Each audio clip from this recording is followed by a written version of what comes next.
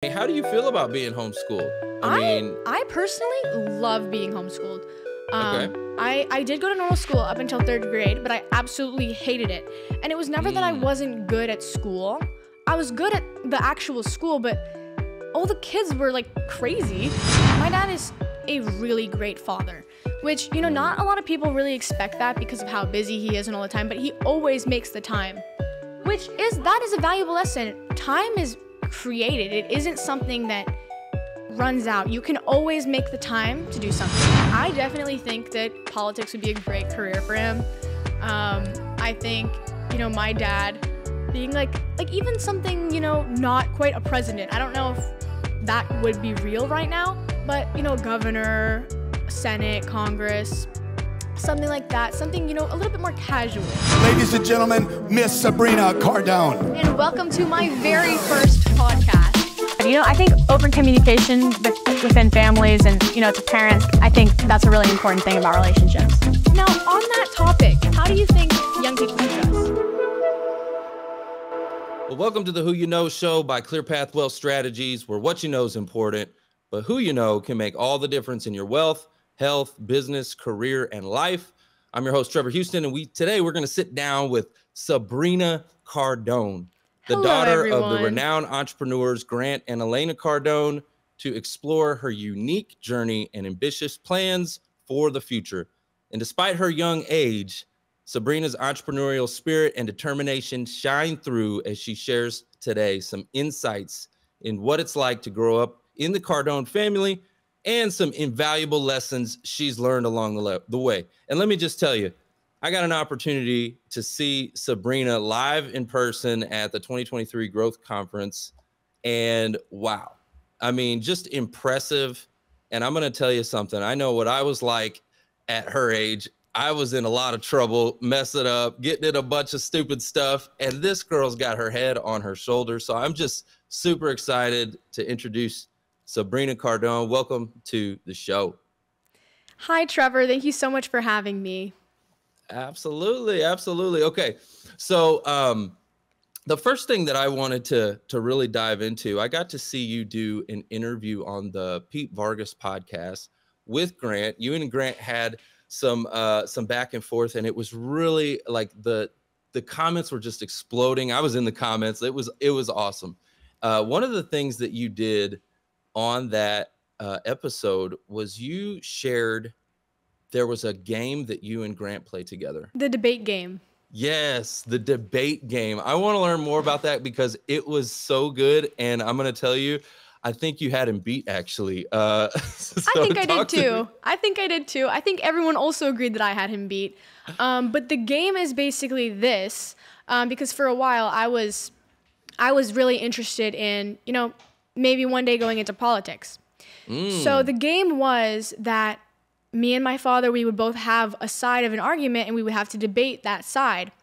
And I went to an Oxford summer camp, which was very interesting. I don't really recommend it, but we also did debates in that, and that was the first time I kind of saw that.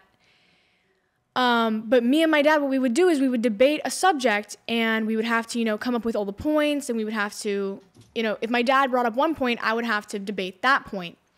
And it's a really fun game. It's really helped, I think, with just like mental capacity, being able to defend either side of an argument, whether or not you agree with it or not. And it also has helped, in our family, when there's either side of an argument, it helps you be able to see the side of an argument. Not that we get in arguments very often. It happens very, very, very seldomly. But, it's a very fun game. It's helped me with communication. It's helped me understand people. And it's helped me be a better communicator. Well, I thought it was super cool. Like, I want to implement that in my business, with my business partner, because it helps you keep you sharp. Like you said, you were on point, like you were going keeps back you on and your forth. Toes. And I think it definitely helps you to sharpen your communication skills, and to talk about, I think you guys even, I don't know if you paper, rock, scissors your positions or what you did to No, choose we didn't. We just picked a side. Pick a side, right? Just depending on the day. I think it's cool too because you get to put yourself in a different perception too, because you may have picked the side that maybe isn't really how you feel, Yeah. right? Yeah. No, you can totally pick a side that, I mean, I remember my dad loves us being homeschooled. He's so happy with what homeschooling has done for me and my sister. But I think on the Pete Vargas show, he had the side of the argument, why shouldn't kids be homeschooled? And he argued that very well, even though that's not what he agreed with. Yeah, I remember that. It was very, very interesting. And so let's talk about that for a second. Homeschooling, okay? Uh, Homeschooling. I mean, how do you feel about being homeschooled? I personally love being homeschooled. Okay. I did go to normal school up until 3rd grade, but I absolutely hated it. And it was never that I wasn't good at school. I was good at the actual school, but all the kids were like crazy at the school that I went to. I went to a private school here in Miami, and it was a really good school, but the kids were very like morally not doing that great. And it was only 3rd grade, so I could only see it getting worse and worse and worse. And, I've been homeschooled, so now I've been homeschooled for I think around 8 years, if I'm calculating that right. I'm 2 grades ahead. I'm a junior. I'm supposed to be, like, just now this summer graduating from freshman. Wow.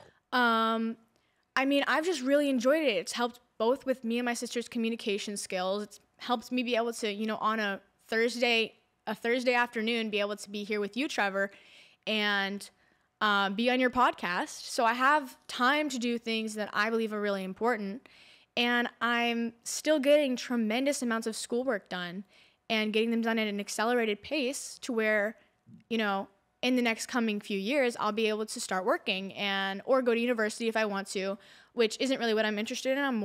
I'm interested in, coming into my dad's company, working with real estate, but Yeah, that was a question I had for you, was if you planned on going to college, and if so, and why or why not, it's so not. your plans is to work within the company. That's my plan. I was interested in college for a little while. Like I said, I was interested in politics, so I was gonna maybe go to college for government, political science, that kind of thing. What was that? I said, why politics? What was it about politics that I've always been so interested in politics. I think it's a cutthroat career choice, and I am very like vigilant. I like action. Politics is something where you can definitely get a lot of action. And plus, who doesn't want to be president of the United States one day? Like, who doesn't? That sounds so fun. And I mean, it was just something that I was interested in, and still is possibly something I would be interested in the future. Just depending on how my life goes. I'm only 15. I don't know everything that's going to happen in my life quite just yet. I don't even have like a fully concrete plan about my future, but I do have, an outline. And right now what I want to do is do the real estate, my life goal, something that if I accomplish this, I think I would feel so fulfilled. I want to grow our real estate portfolio to $100 billion of assets under management. That's my life goal. And I know it seems far out, but we can do it. We're already at 4. That's not too much more. Oh my gosh, I just love it. Like the 10x mentality that you have. See, this is what I'm talking about. You've been right. Like I think of people as like plants, and you need the right nourishment. You need the right soil, the right sunlight, the right water. And like, I feel like you've been getting all of that, from your father, and it's everything that they're building, and your mother, and just I definitely empire, have. right? Being around these massive giant people. Yeah. And right. And so like, you're already like, yeah, I want to take this to $100 billion empire. The way you think, right? Your thoughts, it's incredible to me. Yeah, I mean, yeah, that is something I would really, really love to do. I would feel so proud. And then after that, maybe we can just, casually go into politics. But for now, real estate is really what I'm interested in. Well, you got my vote. Okay, so you already have that in advance. Thank you. Okay, you got my vote. On that note, since we're talking politics for just a second, I've heard a lot of people talk about, Grant running for president, right? Or saying he should, right? I've heard that. I think that he should. And I think even asked your mom. I had your mom on this podcast, and I asked her about that. And I guess there's been some conversations about that. Have you talked to him about that before? I definitely think that politics would be a great career for him. I think, my dad being like even something, not quite a president. I don't know if that would be real right now, but, governor, Senate, Congress, something like that, something, a little bit more casual. I think that would be so much fun for him. And then obviously, then he can run for the United States president. But I think realistically, I don't know. I know he does have interest in it. And I think it would be really, really interesting. And I think it would be great for him. I think he would really enjoy it. And I think people would benefit a lot with him as a political candidate. Absolutely. I agree with that. And I told Elena, I told your mom that I know the goal is 8 billion people, right? I've heard that goal talked about. Yeah. For 8 billion people to know, and to know the 10X brand and to know Grant and the family and all of that, right? And I thought, you know what? Politics maybe is one way to hit that goal, right? It definitely is. You run for president, everybody's going to know who you are. Yeah, everyone knows who president is, so. Right? I didn't know who Vivek was until he ran, and then all of a sudden, boom, Vivek's everywhere. Like, yeah, no, me either. I didn't know who he was either before he ran, but. Right, and then he went viral. Like, yeah, exactly. All over the place. I was like, wow. So, anyways, but enough of that. Let's talk about, because you are around, again, so many influential people, right? You've got to download, God knows how much wisdom, right? And, being around at the 10X growth conferences and some of the massive people that Grant brings on the stage and things like that. What do you think one of your most memorable encounters was with, at these conferences? Who was that person that really stood out to you? And then what was the thing that you think you learned most from them? I don't, the people we have at the 10X Growth Conference, I don't know them. I've met them, I've had a few conversations with them, but I don't, they're not people that are heavily influential to my life. Somebody more recently, obviously, okay, my dad is my number one inspiration for life, what my life is going to look like. He's taught me so many invaluable skills, one of them being, just discipline, getting your discipline in and doing things when you don't want to, as opposed to, motivation and having the motivation to do something. Discipline is much more important. Somebody that I really, really enjoyed talking to was Arnold Schwarzenegger. Cool. He was just the kind of guy, he's very real. He's a real guy. Not a lot of those celebrity people are real people, and you can kind of tell. But he was really, he was down to earth. He had that cool accent. I don't even know where he's from. He's from Austria. He had such a cool accent. And you could just tell he was a real person who liked real people. And I really liked that about him. So he was one of my favorite people that I met. But other than that, my dad, he's just taught me so many invaluable lessons. And it's just, that. It's great. Yeah, he's kind of like my hero too, by the way, just so you know. I'm going to let you know this, okay? So I started off my life on a rough patch, okay? I grew up in real extreme poverty, and my father wasn't around in the beginning, and I got a lot of trouble. I was with my mom, and I was in and out of jail, Sabrina. But at your age, I was a screw up, like a big screw up, okay?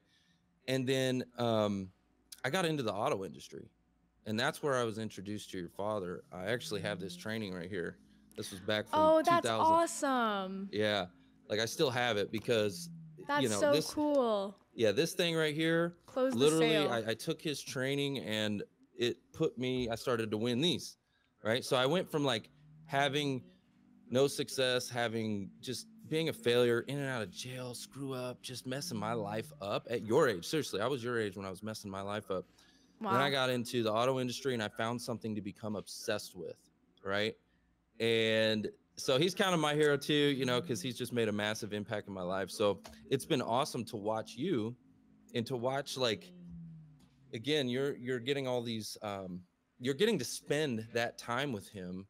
and get all of that knowledge and wisdom that he's accrued over the years. So what do you think has been the biggest or number one thing? I heard that in the background. I got one. What do you think's been that number one thing that you've really downloaded from your father? I heard you say discipline earlier, but is there something I said the that's discipline. Something else. I mean, there's just so many that it's hard to pick one. My dad is a really great father, which, you know, not a lot of people really expect that because of how busy he is and all the time, but he always makes the time, that is a valuable lesson. Time is created. It isn't something that runs out. You can always make the time to do something. That's something that's very, very invaluable. If there's something you want to do enough, you can always make the time to do it. And prioritizing. yeah, you can prioritize it, but you can also get everything done and that done. I mean, time is like, you can use it as a tool almost, and get whatever you need to get done. I mean, it's kind of, it's not relative, obviously. There's 24 hours in a day, but time is able to be used, able to be manipulated for your purposes, and that's something that a lot of people don't understand. But when you can start using time that way, a lot of, like, your life is going to free up. That's something very valuable. Because my dad, you know, he's very busy all the time, and yet still somehow makes the time to spend time with me and my sister. So time can be used. You can always make the time to do something. That's something very important I've learned from him. I love that.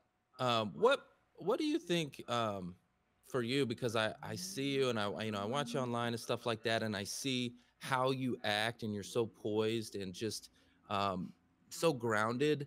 What keeps you grounded and not like it? I think it would be easy, you know, growing up around a lot of wealth and money and things like that, to start to become maybe spoiled or act entitled, or you see it all. I mean, you just see that attitude around a lot of Americans right now. They're acting entitled and all of that. Definitely. What do you think it is that keeps you so grounded the way you are? Okay, I think it's a lot of things. I think one of the things is that me and my sister both work, which helps balance out the fact that we do materialistically have a lot of things, but we both work, and so the exchange is kind of there. I mean, when we were young, we always had to earn what we got given. We had this thing called a 20-star list, which every time we did a chore, did something good, we would get a star, and then at the end of the star list, we would get a little toy or something. And I mean, just those kind of things, just keeping in the exchange between, yes, you have a lot of stuff, but yes, you also have to work. That has always helped me and my sister stay grounded and not become spoiled, because we've grown up with a lot of wealth, and that's true. And it is very easy, I think, to start taking it for granted. But I mean, it's also, me and my sister are just not the kind of people, I think, to be that way. Like, just take things for granted. Just, you know, enjoy that you have great things and that you have access to beautiful things, and don't take advantage of that. You know, you have to, and you should work, and you should exchange with your parents when they give you stuff. And me and my sister have been doing that for as long as I can remember. And I think that is the principal reason why we're not, you know, bratty or spoiled or anything like that. Because I don't think that we are that way, and we're not. So you're definitely not. I've seen it. And so you're saying that part of it is, you said you had a star system or some kind of earning system. We had a earn system when we were younger. We don't really do it so much anymore. Mm-hmm. We just kind of grew out of it. But when we were younger, it was like a board, and it had 20 squares in it. And for every square, it was like one little activity, and you would get to put like a little star in it when you did something good, and then get like a little toy or something that you wanted at the end of it. And that was it was a good exchange system. Not a lot of people know about that. And it was really good. It was really good for me and my sister. Yeah, it teaches you the value of earning. Work is one of the things that also saved my life, Sabrina. You know, going to work and finding something I was good at and earning, and that sense of accomplishment at the end of the day when you did something, right? And I remember going to work with my father. My father was a painter, right? And so I had just gotten I was on probation and all this stuff, and I was forced to move with my father, actually. My father took me back in, and I go with him, and he puts me to work. And, I'm working hard on the job site, doing hard labor, and that sense of pride at the end of the day, when you turn something ugly into something beautiful, it just, and then I started to save my money and all this kind of stuff. And so work was a big thing that saved my life. No one gave me anything. And I love that the fact that it sounds like Grant is teaching you some similar lessons where, he's not just giving you, even though he could, He right? could, yeah.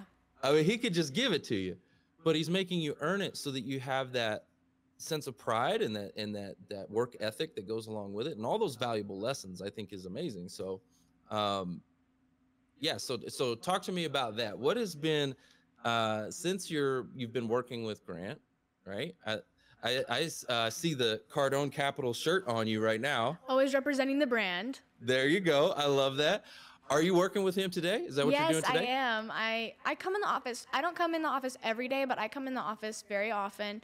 I come over here. I, obviously do my school because I have that as a priority. I really want to finish my school. But also I just help around the office, do things that can help. And I'm just trying to get integrated into our office, into the community inside the office, so that when I come to work here in a year, when I finish school, I'll be in the workings of it, and I'll understand how everything works, and it will just be, a smooth, nice transition. What's a day in the life, right? A day in the life working, at Cardone Capital and working with your father. What does that look like? A day in the life. Paint that picture for me. So I wake up. I drive. Now I have my permit, so I drive my dad to work, and I'm very proud about it. I am actually a pretty good driver, despite what the rumors may say. I am a pretty good driver, and I drive to work. Well, I drive me and my dad to work, and I'll set him up in his office. I'll plug his computer into his PC so that he has everything set up, and it's like, you know what I'm talking about. It's connected. And then from there, I'll start doing my homework. If he needs anything, I'll help him with it. And yeah, I mean, that's pretty much the day. And then we go home, and we have a jet ski now. So we have a ton of fun on that jet ski after a long, tedious, hard day of work. And we play on the jet ski. It's really, really fun. That is cool. That is cool. Okay, so on that note, you talk about the jet ski. What's been a memory, right? Because you've got to have some pretty amazing experience. You guys travel all over the world and do some amazing things. Definitely. And what's been one of those experiences that has stand out to you the most that you've got to have? We have started doing like an annual yachting trip.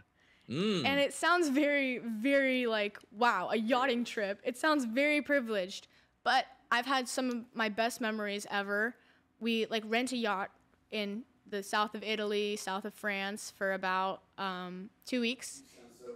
I know I sound like it's hard to listen to, but is it hard for people to relate? Like when you talk with, you know what I mean? Like when you're having conversations and you're like, yeah, I just got off this yacht. Da, da, da, da. Like, is it hard for some?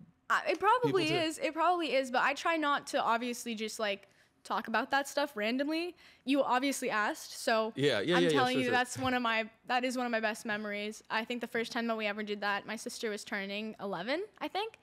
And we had her birthday there, and it was so much fun.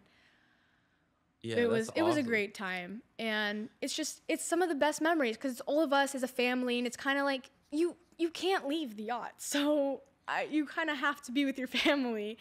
But it's really great, and it's been great for us. We're jet skiing on the ocean and swimming around, and me and my sister are like jumping off the boat and terrified a shark's gonna come get us. It's such a fun experience. So would you say that one of the lessons that you're learning too is to, work hard and play hard? For sure. I mean, we definitely play very, very hard, and we have a lot of fun. I mean, one of my best, like back to the boat, one of my best experiences was I was reading a book and I just didn't go to sleep until around like 4:30 in the morning.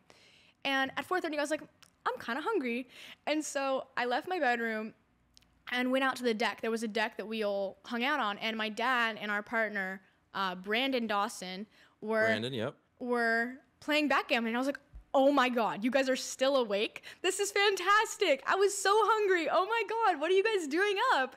And they were like, oh, we're just playing backgammon. And I was like, yes, this is perfect. I was so excited. Like, I was just so, like, I was obviously exhausted. I was exhausted, but we watched the sun come up and it was so wonderful. And then we all went to sleep finally. And that in particular was a great experience. Yeah, that's awesome. I also know you had recently a clip that went pretty viral because you were talking about your plan to be a millionaire by age 20. And it went viral. Can you talk to me about that clip? First of all, for those that didn't see it, can you maybe set up what your plan is? So my video was that I'm going to become a millionaire by the time that I'm 20, and here's how. And then obviously I went into how I work at my dad's business, and people started clipping the video, and they're like, oh, that'll do it. That'll do it. You know, yeah, you're going to work for your dad. Yeah, you sure are going to be a millionaire by 20. And, you know, very like, they were just like joking around. I think we're all friends around here, except I don't think that they like me at all.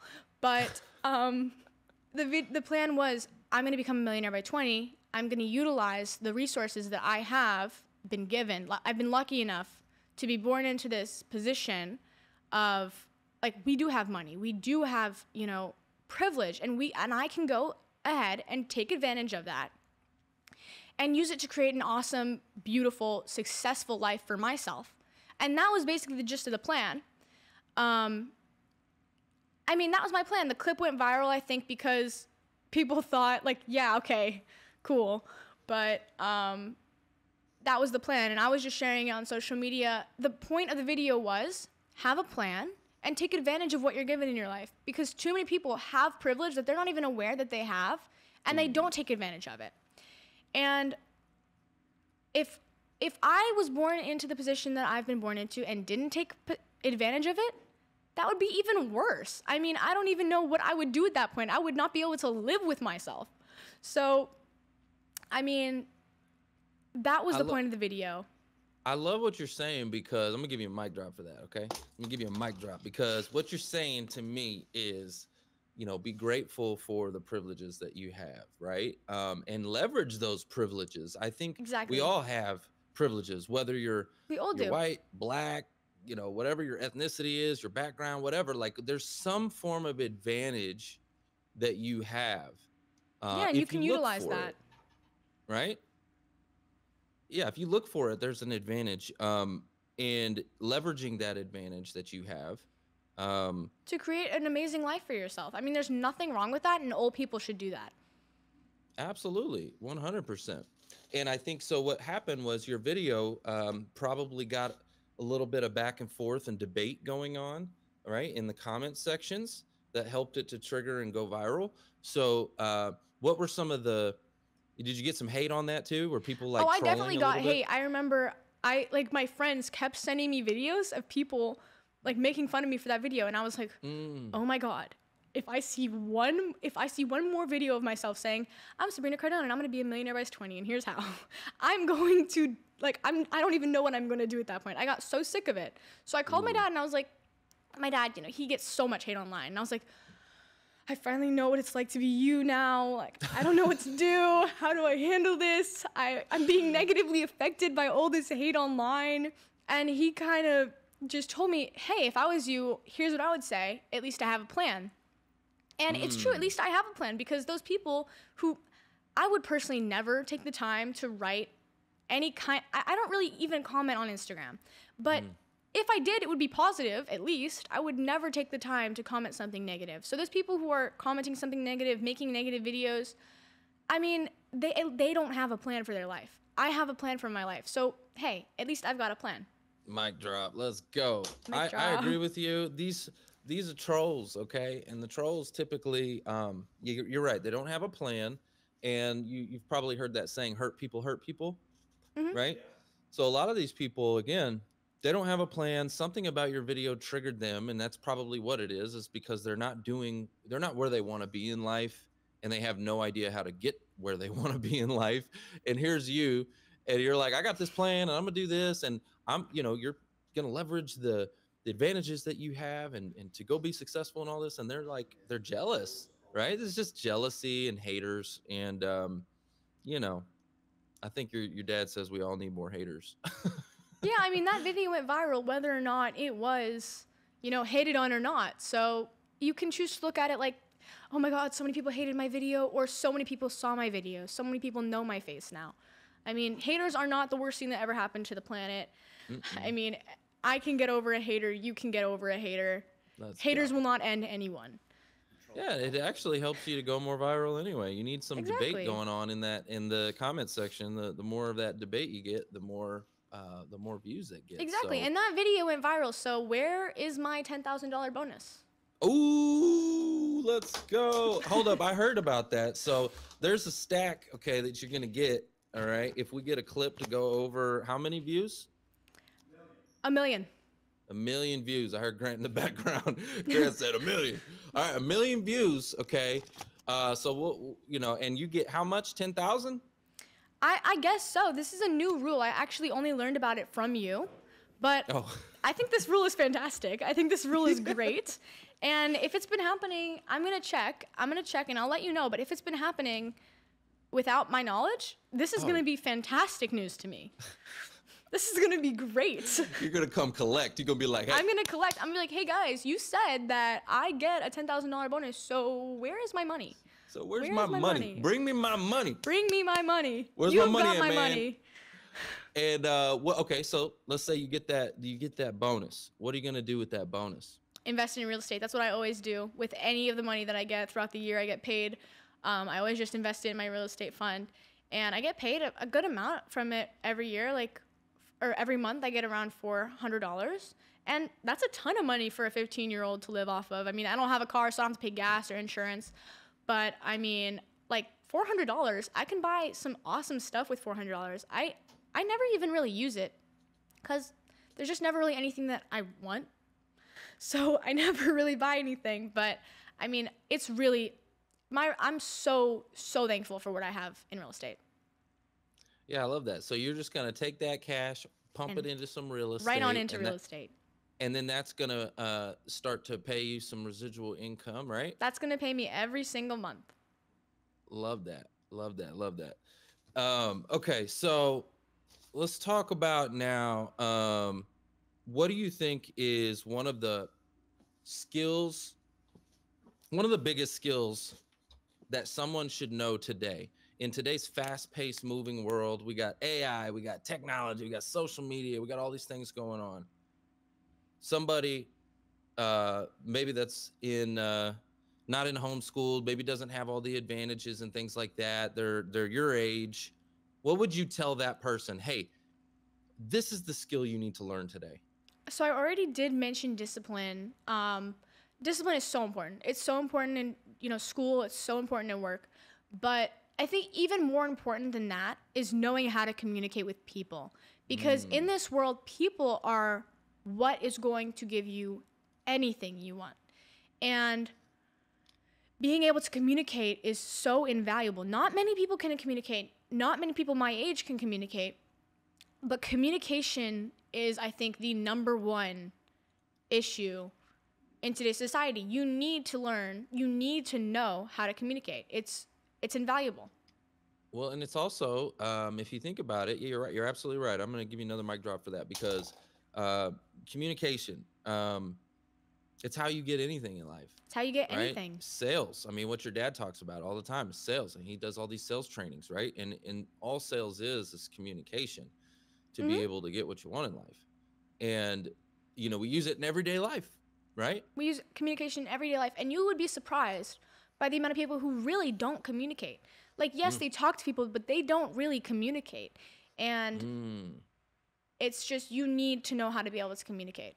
Ooh, you know what you just made me think of, Sabrina? Which was, today, everything is in text, right? Most communication is text message, comments, emails, right? Right? And that's why it's easy for people to troll too, by the way. They troll your, in the comments because like those people who were hating on my videos would never have said that to my face because Yeah. It's weird. Why would you tell someone to their face like that Yep.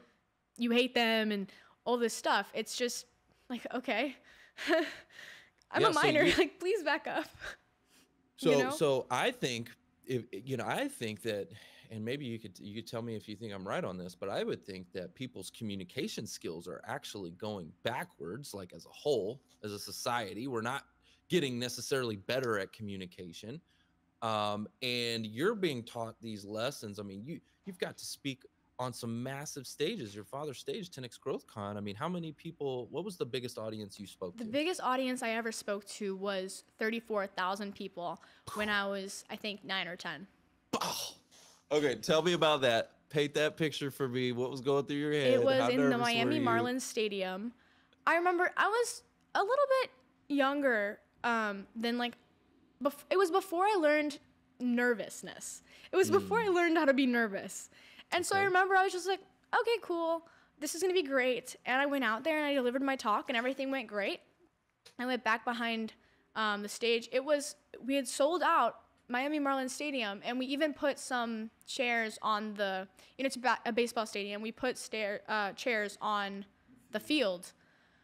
So we had sold out Miami Marlins Stadium, and we had extra chairs in there. So it was incredible, and it was beautiful.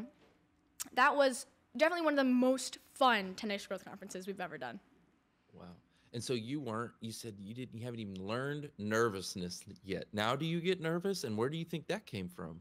I mean, I think nervousness is, like, to be nervous, to be worried, it is a little bit learned, Not completely. I think it is, inherent survival skills to be nervous about something.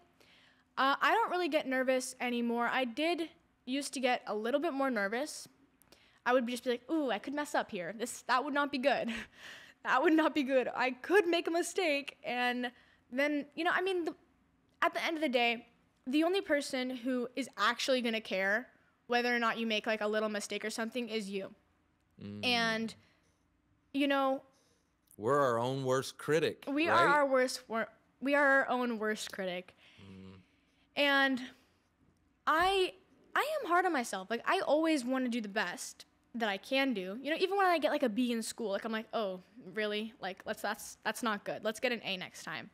But I mean, when you go out on a stage and you tell your truth to people and you say what you need to say and you say it well and eloquently, that's all that matters. As long as you get your message I'm so sorry. As long as you get your message across and you deliver it the way you want it to have been delivered, and you communicate to people about what you wanted to have communicated and actually really communicate, I mean, that's what I call a great speech. So I was nervous before. I kind of realized the people in the audience don't want me to fail. Maybe people on social media do, but the people who bought tickets to see this conference, they don't want to watch me do badly. So, I mean, everyone's rooting for me. I'm rooting for me. My family's rooting for me. Everything's going to be fine. 100%. Like, everybody, even if you did mess up or say something, whatever. They wouldn't remember. They'll remember the greatest parts of my speech, not the part where I like stumbled on a word. It would probably be even better. I mean, because they're cheering you on because when you push through that, right? Yeah. Like if you started to stumble and you push through it and they're like, oh, look at her overcoming. Like I could be like that. Keep going, It's like, yeah, keep going, And everybody's celebrating you and cheering you on when you're on those stages. Like I remember, again, last year seeing you speak and you were inspirational and it was so impactful to see that. I don't know how many teenagers your age get to go do an experience like that. I mean, heck, I'm an adult. I've never had an experience like that, right? Yeah. I'm just starting my, stage speaking career. And so what an amazing accomplishment you already have. It's been amazing. It's been so incredible for me. And I think it is part of the reason why I am the way that I am today, being able to communicate to people on a large scale. Very few people get to have that opportunity, but I think it's it's crucial. It's important to be able to, it's such a leadership skill. Yes. And very few people get to develop that. Well, it's also the number one fear in the world. It right? is. It's public speaking. Public right? speaking. And it was mine too, Sabrina. So I actually have overcome like massive anxiety Let me tell you a story. Massive anxiety with public speaking. There was a time, so when I was in middle school, they had this class called the pass class, and it was where basically kids that had disabilities and kids that had anger issues and were getting in a lot of trouble like me, they put them together in this class called the pass class. And so I didn't get to go with the other kids. I didn't get to go outside in these, in the other classes, but then they would let me go for lunch. And so I didn't know anyone. I felt like damaged goods. I felt like I was a misfit, and I felt like people were staring at me. I just felt these eyeballs on me, and it gave me anxiety and stress. And I would actually go eat my lunch in the restroom. I would take my lunch and go hide in the restroom. Wow. So fast forward, as an adult where I was being put in positions to speak in public, I had those exact same feelings of just like these eyeballs and judgment, and like I'm some kind of like freak or judgment or whatever. And I remember as an adult going and hiding out in the bathroom because I knew I was going to have to speak. A microphone was going to come my way. And so I was like, I need to go to the bathroom. And I would run and hide, Sabrina. I would run and hide. And now it was one of those things where I knew it was that obstacle I had to overcome. I just had to. What would you say to somebody like that who was like me, who was terrified and scared and just absolutely like shaken? Like I remember the first time I spoke, I had notes like this, just shaking them. What would you say to somebody like that to help them to overcome that fear? I mean, I think that speaking is something that's scary. There's a lot of people, and there's only one of you. But just getting out there, just doing it, and starting with maybe a group of like 10 or 12 people that maybe you trust, and just starting to communicate to larger people, I think that could help. I mean, I've never been in the situation where I've never had extreme stage fright. I've just always grown up with, you're going to go on a stage and you're going to say some things, and then you're going to get off. And I really think that it is so common because people don't ever do it. People don't ever speak to large groups. But if you can get yourself in a position where you can speak and push through that fear, I think that's the way to do it. I think I don't think it's fun if you're that scared of speaking until you get good at it and until you realize that groups of people aren't going to hurt you. And then I think that you can, start to speak on stages and have fun with it. I love what you just said there. They're not going to hurt you, right? I remember back when I was in the auto industry, and my sales manager would tell me, he would tell me what to go say to the customer, right? And some of the stuff he would tell me to do, I'm like, are you crazy? There's no way I would go tell that customer that. And he's like, what's the worst that going to happen? What do you think? They're going to punch you in the face or something? And I'm like, I guess you're right. What's the worst that can happen? Yeah. And so, they're not going to hurt you when you go on stage. They're not going to hurt you. What's the worst that's going to happen? Like, they're not going to laugh at your joke. That's the worst thing that can happen.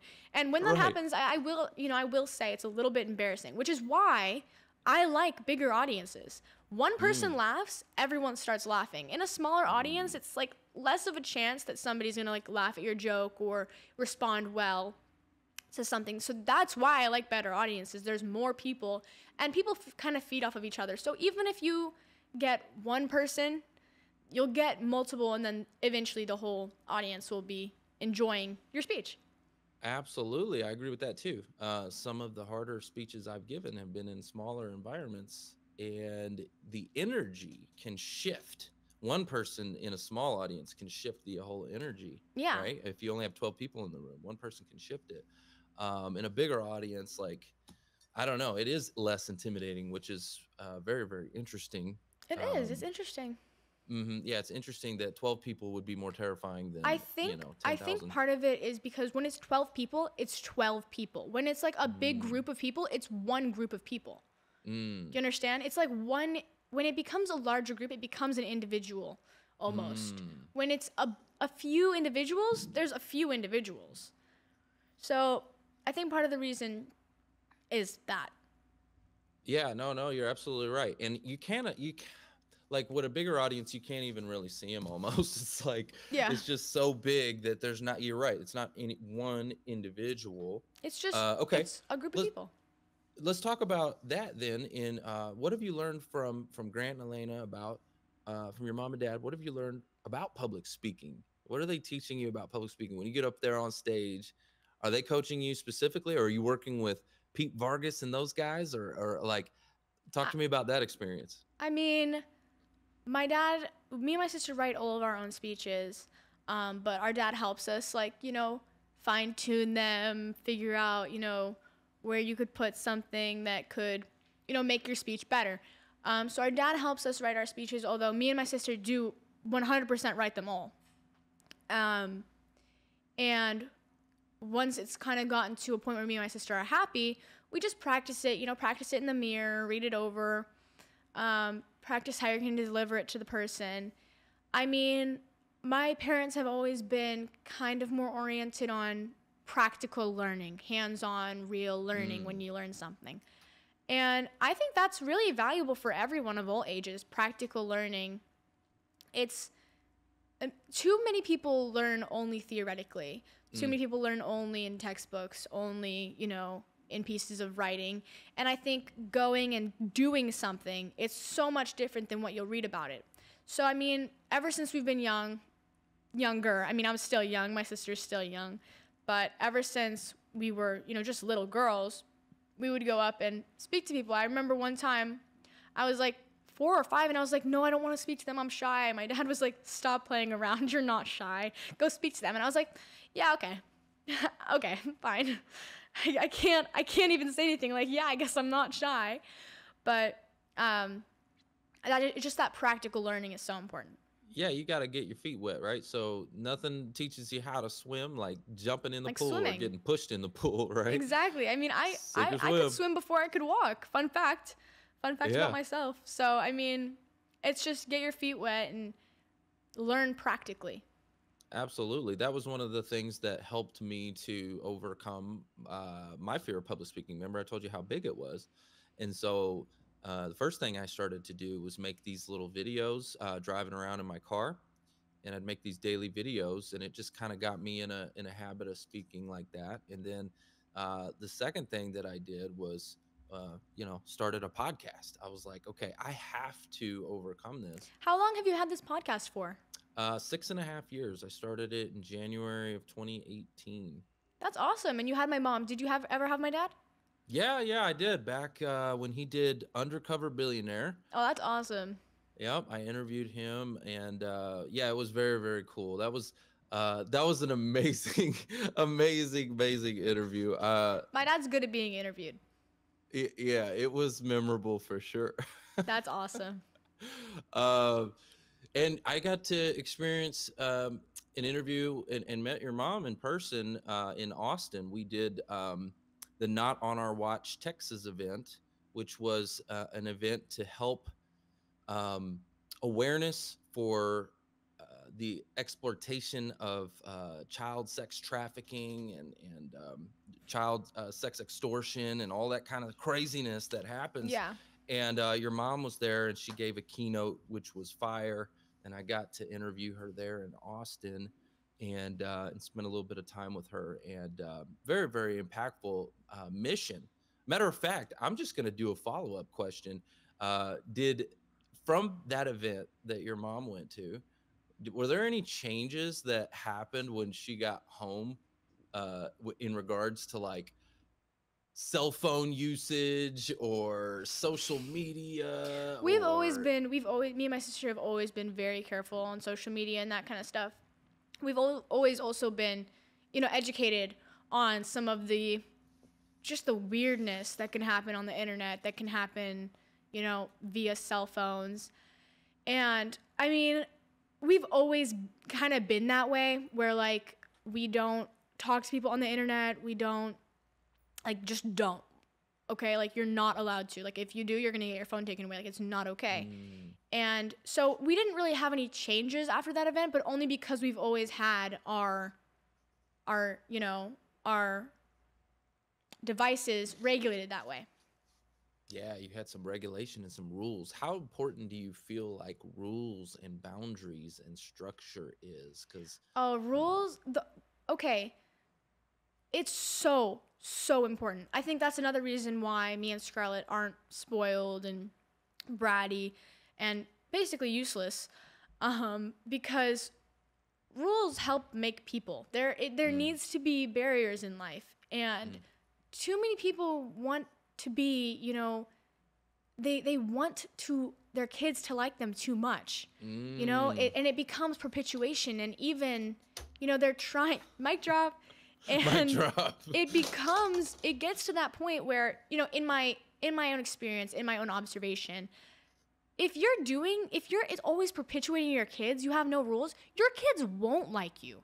It's totally wrong thinking. You're setting your kids up, to have structure in their lives, and you're gonna do this, and you're gonna do this, and you're not gonna do this. You're so smart, Sabrina. That's You're so smart. It's so important. Your kids will like you more. I like my parents. I love my parents so much. And we have rules and we have regulations. And, as long as it's not like, okay, why?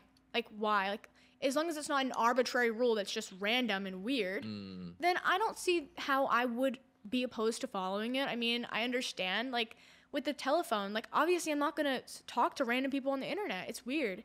It's weird and it's dangerous. Like, I understand that. So as long as you explain it to your kids and you communicate and, treat them like real people, because I think that's something that kids struggle with a lot. They feel like not like real people.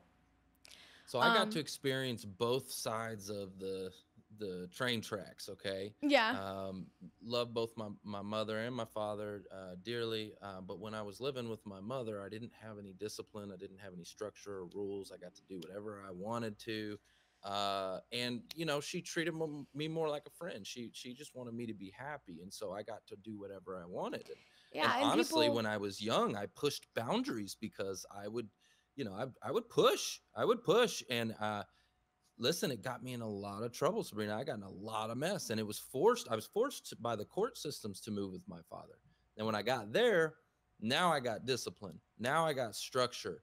Now I have rules and guidelines and an opportunity too. My father would give me opportunities to work and to save and to do all of these things. And so I got some valuable lessons, and I got to see both sides of this thing.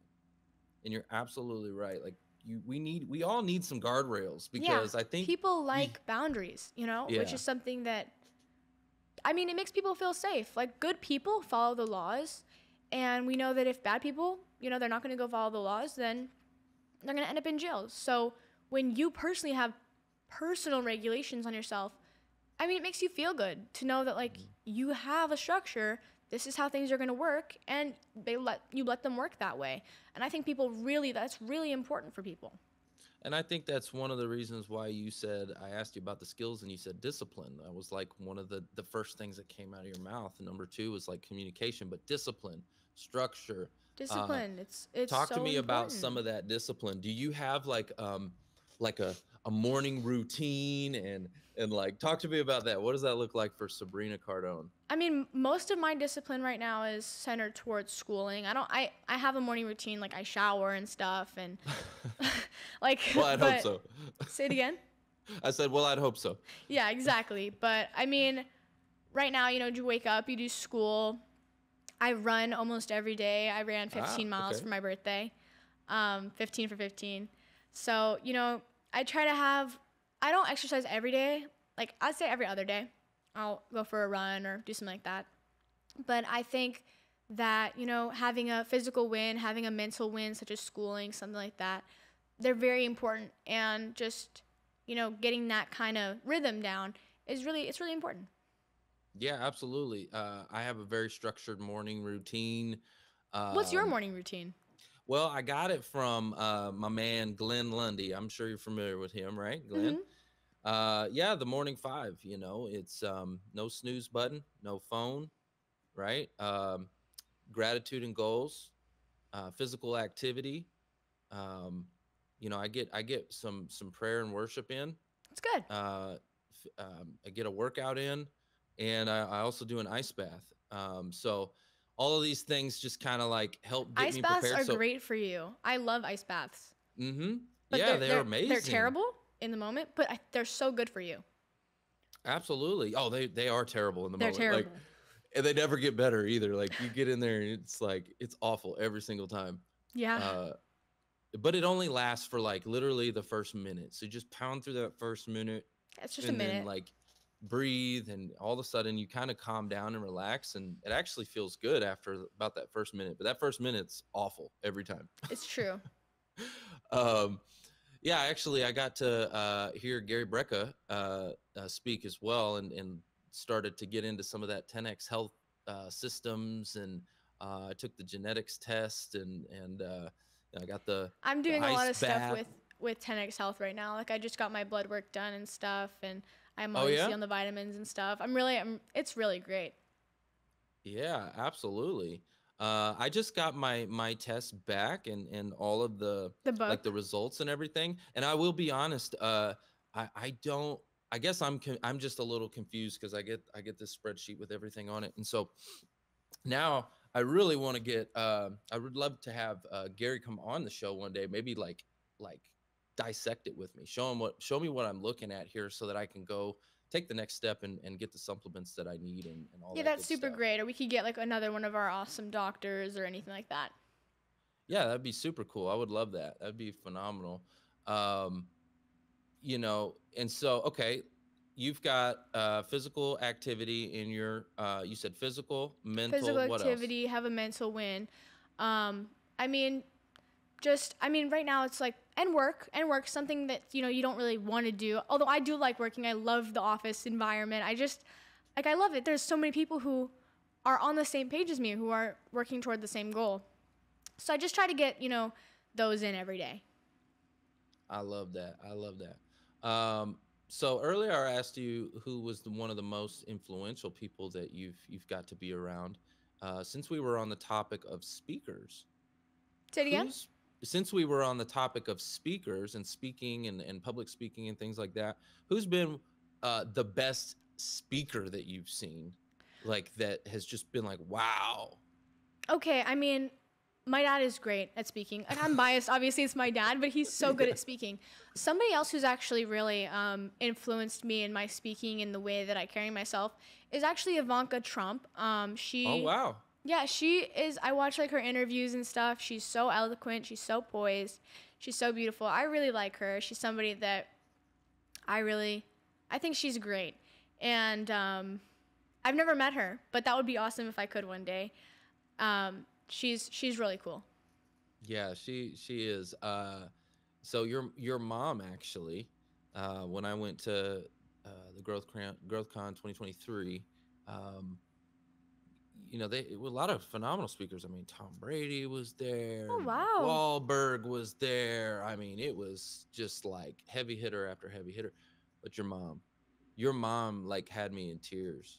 It My was mom so is a powerful. fantastic speaker. She communicates the emotion. She makes her speaking her art, and she's also somebody who's really great at speaking. That right there, what you just said, speaking her emotion. I was actually having a conversation the other day because I'm a big Tupac fan. Okay, I love Tupac's music and grew up on that music. And somebody asked me, "Why do you like him so much?" And I said, "It's because the passion, you can feel it. Like you don't just hear his words, you You feel feel them. his words, Yeah, and right?" any artist, any speaker, anyone who does any kind of work, and they do it to that degree where you can feel it, and you can feel the passion, and you can feel the energy. Those are the people who are great people, I think, in my opinion. Those are the people who are great in their fields. I mean, that's just when you speak, you have to communicate that emotion and that feeling and the passion behind it. Yeah, that passion, that soul, The right? soul, exactly. Yep. The life behind it. The life and the soul comes out of you, and people can feel your soul. I think that's what it is. Like I That's what it is. remember I literally just got asked that question the other day, and somebody was like, "Why do you like him so much?" And I was like, "You can feel his soul when he's rapping and stuff like that." And so like when you were talking about your mom, that to me, when I heard her speak, I could hers, like her soul was, you could feel it, You can. It was inspirational. It was like, wow, gave you goosebumps. Yeah, no, she's an incredible speaker. She's also an incredible person. Oh, absolutely. No, I love my mom. She's so so incredible. She's somebody I look up to so much. I mean, especially as like one of the main female, you know, she's my mom. She's one of the main female influences in my life. And she's incredible. Absolutely. And so what would you say from her? So you said like with your dad, it's been discipline. From your mother, what's been that lesson that you think stands out for you that's had the most impact? My mom's always taught me and my sister that we can do anything that we want to do and that we can achieve anything that we want to achieve. We have that capacity. I mean, she's a great mom. She takes us to parks, not so much currently anymore. We don't really go to parks, but when we were younger, she would take us to parks, and she was always there for us. And she's somebody like really stable in both me and my sister's life. We can always talk to my mom, you know, oh, you have a problem with something random. Let's go to mom. I mean, my dad's really good at handling situations with people. Whenever I have a situation with a person, like, ooh, what do I do now? I always go to him. Whenever I have a situation more with life or something personal, I'll go to my mom and be like, hey, what do I do now? And she's like, oh, well, blah, blah, blah, blah. And, you know, my mom's just, she's incredible. She's always taught us we can go and achieve whatever whatever we want. She's always taught us the importance of, you know, exchange, you know, you get this, you need to do this for this. And Yeah, I mean, I heard she's when always, I was interviewing your mom, it was like she was like the visionary. she right? is She's such a got this- visionary. She has such big thinking. She has such amazing dreams.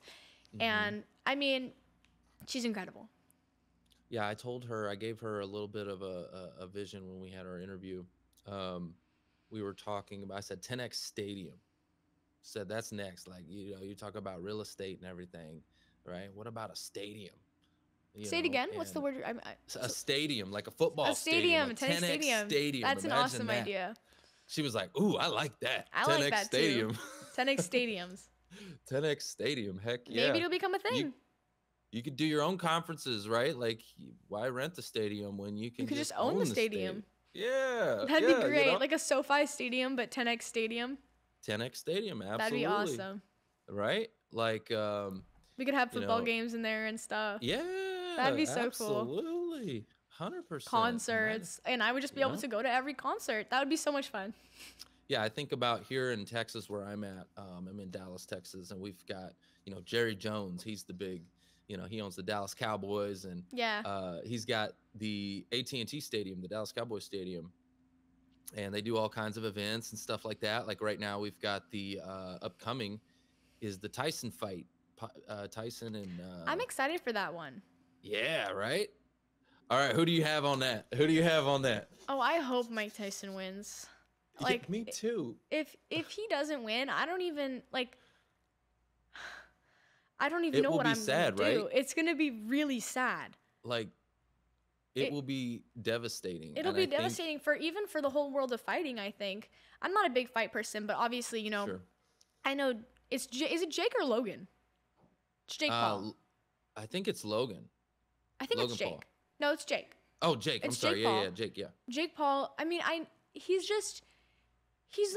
a fighter, but he just does the bright, sparkly fights. And I mean, I think Mike Tyson, he's like one of the greatest fighters in American history. I think it's going to be such a shame if Jake Paul wins. But I don't think that's going to happen. Do you think it's fixed? I hope not, but I don't think so. I don't think No. so. I'm friends with Mike Tyson's daughter, and Oh, are you? yeah, I am. I don't think Wow. I don't think it is. I don't think it is. And if it is, she didn't say anything about it to me. So, Yeah, and I wouldn't see him, you know, Agreeing like if it to a was fixed fight. fixed, I couldn't see him agreeing to lose. correct. Yeah. I could see it going the other way. Yeah. And also, I 'Cause- mean, Mike Tyson, it's like when he gets into the arena and he starts fighting, you can see it kind of switch for him. He's not going to lose that fight. So I think he'll win. Yeah, he's kind of an animal. Yeah, right? he is. Like He is. that guy. Think He's about a wild the discipline. guy. He's a wild guy. Yeah. Have you met him? I have met him. He was at one of our tennis growth conferences, actually. Oh, no way. Yeah, Seriously? yeah, he's awesome. He's a nice guy. He seems super nice. I like him. I mean, Yeah, he's great. Yeah, that's really cool. Yeah, I would love to meet him one of these days and He's just, cool. shake his hand. He's just the fact that he's getting back in there doing it again. There's like, it's amazing. It's You awesome. see people like I remember Tom Brady, hearing Tom Brady at the 10X Growth Conference, and he was, I learned something from him because I thought he just had this wire to just win, to this just I gotta win, I gotta win. And what my biggest takeaway from him was, it wasn't necessarily about winning, more so his driver was not letting people down. Yeah, he Right. was a great guy. I really liked meeting Tom Brady. He was really sweet. He's like really tall. I didn't expect him to be that tall. But he's a nice guy. I really liked him. Well, this has been an amazing, This has been amazing so episode. awesome. I got one more question for you though. Okay, one more. Okay. Growing up under some giants like your mom and your dad, does that put extra pressure? Do you feel extra pressure to be successful? You would think that I would, but I don't really think, like, obviously there is the pressure there, like, to be great. I want to be somebody who people remember, and people, I want to take Cardone Capital to $100 billion of assets under management. And I know that's going to be hard. And sometimes I do think about it, like, a little bit like, ooh, if I don't succeed in life, that's not going to be very good. But you kind of just have to think like, I am going to succeed in life. Like, it's going to happen. I will make sure that it happens. And it puts a little bit of extra pressure, but nothing like unmanageable. I don't think so. I've never experienced any other life, so I wouldn't really know. But I think it definitely puts a little bit of extra pressure, but nothing unhandleable, nothing that's bad. Having a little pressure on you is good. Pressure makes diamonds. So there you go. That's what I was looking for. Pressure makes creates diamonds. And so, yeah, definitely no negative pressure. Yeah, we need some pressure. Everybody needs a little Everybody pressure. needs a little pressure on Everybody them. needs a little pressure. If you don't have any pressure, you're just comfortable and relaxed. Yeah, and being comfortable, I think, is one of the worst things that you can be. It's a killer, right? It's like it just kind of destroys you a little bit, Totally. You get too laxed and you get too chill, and then all of a sudden you're not working, and then all of a sudden you go bankrupt. You can't get too lax. Well, again, Sabrina, this has been amazing. Thank you so much, Trevor. What's next for you? I want to know what's next for Sabrina Cardone. Well, what's a big goal you have, a big finishing vision up you school. have, besides the, what is it, 100 million or 100 100 billion? million. I'm sorry. Besides that, just finishing school, getting into the office, getting a solid post, and coming into work every day. I want to get that down. Just it doesn't even matter really what the post is. I want to get integrated into our community, and become respected in the community, in our community, our work community, and that's my goal. That's what I want to do. So. Love that. I was going to ask you this question. I forgot. There was another one I was going to ask you, which was about LinkedIn. Okay, so I was looking up LinkedIn. I think you're old enough to be on the platform now. Any thoughts on getting on LinkedIn to grow your presence there? And I know you're on, I think, TikTok and some others, but I've never really thought about it. But I wouldn't be opposed to getting on LinkedIn. I haven't formed an opinion on it yet, but I probably will at some point. So check it out. I think you would go watch super out for viral. me on LinkedIn. I think you need to be on LinkedIn. I think you'll go super viral. Like, okay, cool. You will stand out, and it's the number one professional network. So anyways, I think you should. I think you will go viral over there too. Thank you. Absolutely. All Sabrina, right. this has been an absolute pleasure. You are awesome. You inspire me. Again, I think about the difference between like where I was at your age, and I'm like, oh my gosh, she's so brilliant. So thank you so much. This has been a pleasure. Thank you so much for having me on your show. I really enjoyed it. You're a great interviewer. Oh, thank you so much. I appreciate you. Well, guys, that's the show. It's all about who you know. Bye.